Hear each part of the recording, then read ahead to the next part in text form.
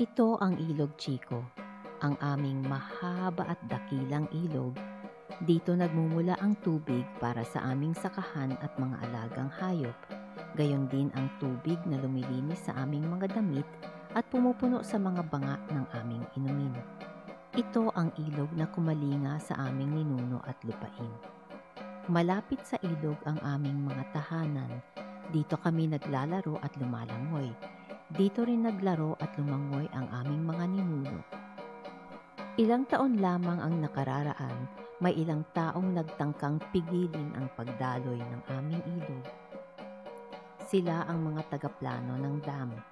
Sila ang mayayamang puti mula sa ibang bayan at mayayamang kayumanggi mula sa sariling bayan. Magtayo tayo ng malaking dam sa Ilog Chico, sabi nila. Patatakbuhin ng kuryente mula rito ang ating mga tindahan at pabrika, sabi ng mayayamang puti. Magdudulot ito ng kuryente sa mga lungsod, sabi ng mayayamang kayumanggi. Marami ang tatangkilik sa ating tindahan at pabrika. Payayamanin tayo nito ng husto, sabi nilang sabay. At sila'y nasiyahan. Para maitayo ang dam, kailangang pigilin ang daloy ng ilog. Tataas ang tubig at malulunod ang aming mga bahay. Ang dam ay sintaas ng isang burol at sinlawak ng isang baryo mula sa isang dulo hanggang kabilang dulo. Kumuha ang mga tagaplano ng dam ng mga tauhang puti at kaymanggi para matupad ang kanilang balak. Sinukat nila ang ilog, pinag-aralan nila ang mga bundok, siniyasat nila ang lupa. Bagay na bagay ang lugar na ito para sa dam, sabi nila. Ito'y kagubatan at walang nakatira dito. At sila'y nasiyahan. Kinausap ng matatanda naming pinuno ang mga tagapagtayo ng dam. Ito ang aming ilog. Ito ang aming lupain. Ito ang aming tahanan, sabi ng aming mga impo at ingkong. Matagal na kaming naninirahan dito. Dito rin nanirahan ang aming mga ninuno. Isipin ninyo ang mga tindahan at pabrikang patatakbuhin ng dam kapag natayo ito, sabi ng mga dayuhan. Isipin ninyo ang kuryenteng magbibigay liwanag sa mga lungsod. Hindi namin kailangan ang dam, sabi ng aming mga impo at ingkong. Kailangan namin ang mga tahanan at bukiring sisirain ng dam. Hindi sila pinansin ng mga tagapagtayo ng dam. Lumisan ang mga ito ng nakangiti. Nang magbalik ang mga tagapagtayo ng dam, nagtayo sila ng kampo sa aming pamayanan. May mga gwardyang sundalo ang kampo. Sinubukan ng aming mga ama, kuya at tiyo na pumasok sa kampo. Inaresto sila at ikinulong. Nagpatawag ng pulong ang matatanda sa aming pamayanan. Kailangang mapaalis ang kampo, sabi nila. Hindi pa naitatayo ang dam, malaking problema na agad ang dulot nito. Nakulong na ang ilan sa atin. Patuloy na mangyayari ito hanggang sa maitayo ang dam, dagdag pa nila. Gawin natin ang nararapat, sabi ng aming mga ina, ate at tiya. Kaya nating lumaban, kaya nating pangalagaan ang ating pamayanan. Isang gabi, isang malakas at mahabang sigaw ang pumunit sa dilim.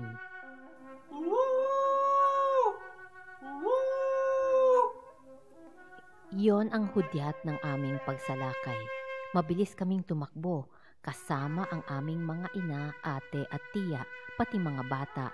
Sa pamamagitan ng patpat, bato at aming mga kamay, winasak namin ang kampo. Itinumba namin ang kanilang makinarya. Nilabanan namin sila. Nagulat ang mga tagapagtayo ng dam at ang mga sundalo. Napatakbo sila palayo. Mula noon, nagbantay kami. Salit-salitan ang ginawa naming pagbabantay sa aming mahaba at dakilang ilog. Natulog kami sa lupa. Nagningas kami ng apoy upang labanan ang lamig. Umawit kami ng salidumay upang di kami mawalan ng pag-asa. Isang araw, nagbalik ang mga tagapagtayo ng dam. Mas maraming sundalo ang kasama nila. mas maraming armas, mas maraming kagamitan.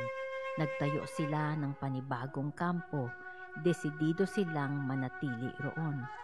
Tulad ng daloy ng dakilang ilog, nakarating sa ibang pamayanan ang balita tungkol sa pagbabalik ng mga tagapagtayo ng dam.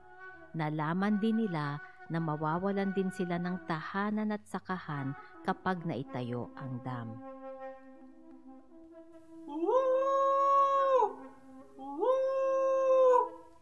Dumating ang mga kamag-anak at kababayan namin mula sa malapit na pamayanan. Nagulat ang mga tagapagtayo ng dam sa dami namin.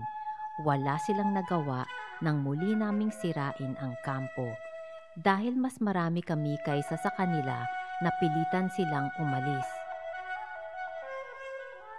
Tinipon namin ang kanilang mga tolda, kumot at gamit. Mahabang oras ang ginugol namin sa paglalakad. Dala-dala ang mabibigat nilang gamit hanggang sa marating namin ang kanilang himpilan. Ibinalik namin sa kanila ang mga gamit na naiwan nila sa aming lupain. Galit na galit ang mga sundalo. Muli, inaresto nila ang aming mga ama, kuya at tiyo. Lahat sila'y ikinulong. Huwag tayong mawalan ng pag-asa, sabi ng aming mga ina, ate at tiya.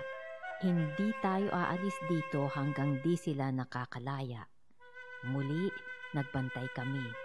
Muli kaming umawit ng salidumay. Muli kaming nagningas ng apoy.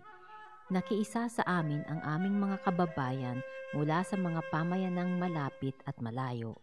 Dala-dala nila ang kanilang mga salidumay, mga kwento at bagong ideya. Ang iba'y may dalang armas. Makalipas ang maraming buwan, pinalaya ang mga bilanggo. Ngunit nang magbalik kami sa aming pamayanan, nakita namin ang mas malaki at mas matibay na kampo.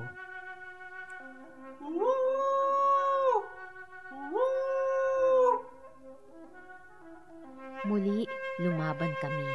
Lumaban kami sa pamamagitan ng aming mga kamay, paa at katawan.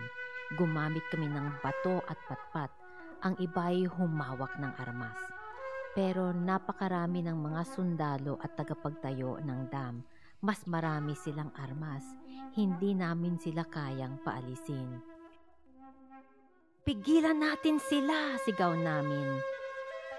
May biglang pumaalingaw-ngaw na tinig ng isang matandang babae.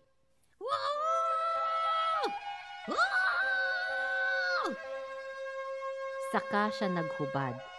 Isa-isang sumunod ang aming mga ina, ate at tiya. Nagkapit-bisig kami, saka isa-isang naghubad.